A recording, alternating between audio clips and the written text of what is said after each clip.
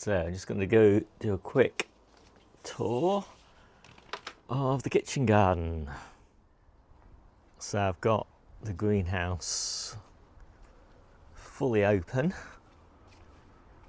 Try and keep the temperature under control. It's been pretty hot. The peppers have really been suffering. You can see they're in a horrible state. And I'm pretty pleased I've got amazing peppers on the allotment. I'll show you those in a separate tour. But some of them are okay, and we've taken a really nice harvest off them.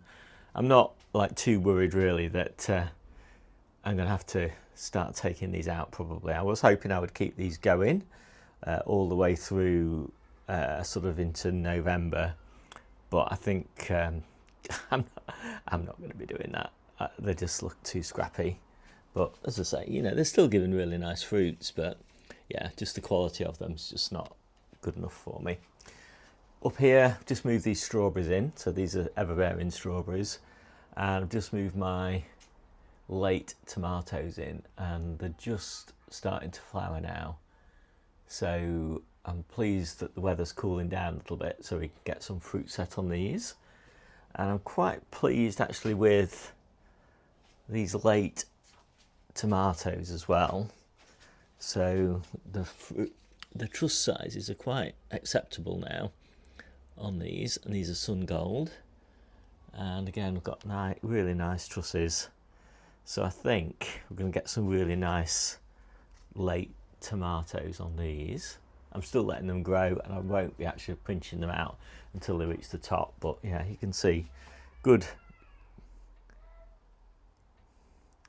truss sizes, really nice. In stark contrast really to the ones in the polytunnel, where a lot of them are just not that great. A few, the red moon, are pretty good, but really they're the only ones that are worth bragging about, to be honest. Outside, the summer spinach still doing pretty well. It's incredibly prolific at this time of year. A little bit of damage here with leaf miner, but just keep on taking those off. And it's not really affecting the harvest, to be honest, which, as you can see, is a bit lush. I can't really keep on top of it, there's so much of it. And I'm pleased with these trees as well. This is the peach tree. We had a good harvest off here. And this is the apricot tree, and we haven't had a harvest off that yet. I've got Brussels sprouts, salad onions that we're currently eating, summer leeks, the ones again that we're currently eating. I've just started clearing a few beds, ready for replanting. And then all the way around here, I've got my outdoor tomatoes, and they're late. But I think I'll still probably get a harvest off them. But these cherries are doing fine. And we're eating mostly these cherries right now, both here and on the allotment. And just some of my late potatoes. These are the ones we're going to be eating in early spring next year, so March and early April. And I've got a few more tubs of those scattered around. All the rest of the tomatoes are on the allotment. And got these little, I just popped these as these spare plants. And I thought, how can I grow some nice little cabbages?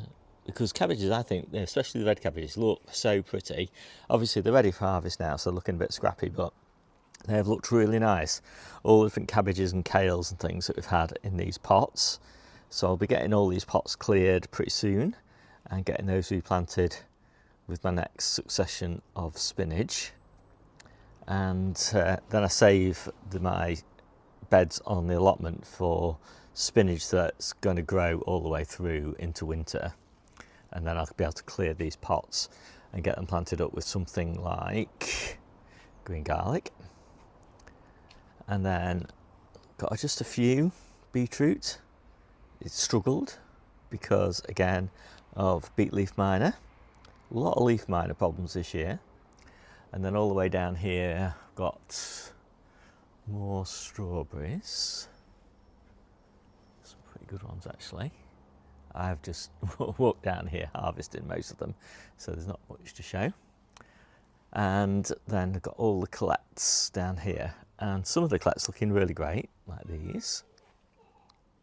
But these down here, some of them are really struggling. I don't know what's happened to these leaves. I think these are the ones that had to blast a lot with water because of cabbage aphid. And I think I damaged the leaves with blasting them with water so often. So the new leaves that are growing are fine. So it doesn't really matter, because obviously all those leaves are going to go and be taken off soon. And we'll just be left with the top leaves and then the colettes on the stems. So yeah, they're not too bad. Plenty of colettes there for winter anyway.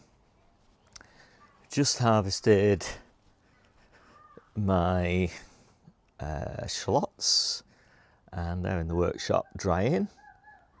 I've got a few tubs of ochre. I've got a few of those on the drive as well. And one of these, just look at that. What a weird stem that is. I've never seen anything like that with the ochre before. I don't really know what it did, but I've got it over there. Weird.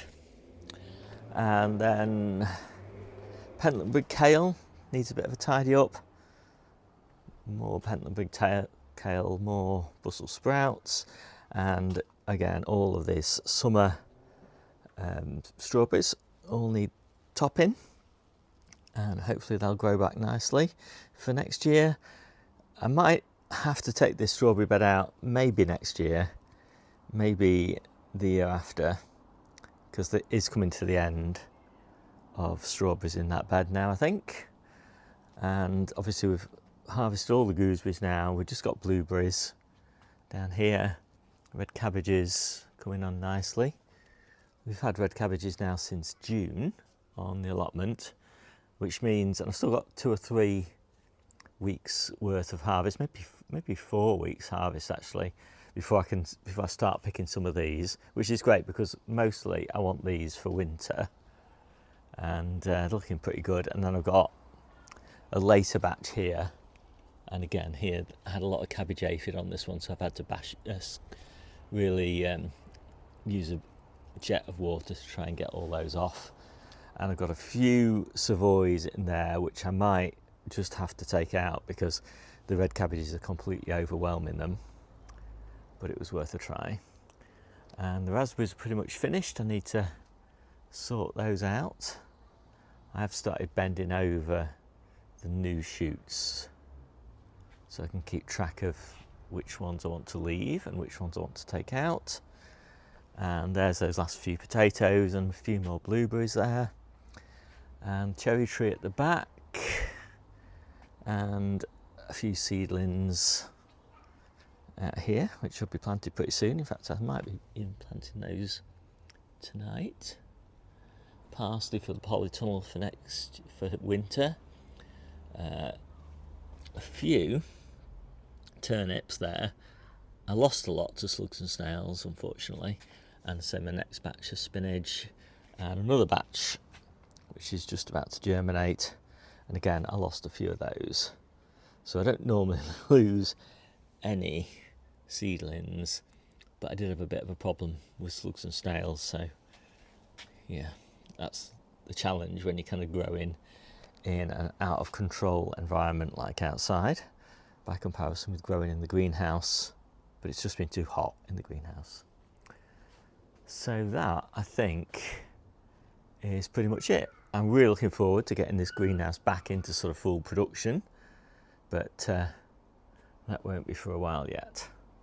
My name's Steve. This is the Seaside Kitchen Garden and Allotment channel, and I'll see you soon.